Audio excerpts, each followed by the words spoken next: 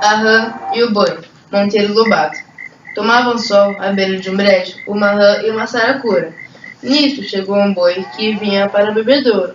Disse a rãzinha: Quer ver como eu fico do tamanho deste animal? Impossível, Ranzinha, cada qual como Deus o fez. Pois olhe lá, A rã estufou-se toda. não estou quase igual a ele? Capaz, falta muito, amiga. Ela estufou-se mais um bocado. E agora? Longe ainda. A rã fez um novo esforço. E agora? Que esperança. A rãzinha, colocando todas as forças, engoliu mais ar e foi se estufando até que... O boi, que tinha acabado de beber, lançou um olhar de filósofo sobre a rã e disse: Quem nasce para 10 reis não chega a vintém.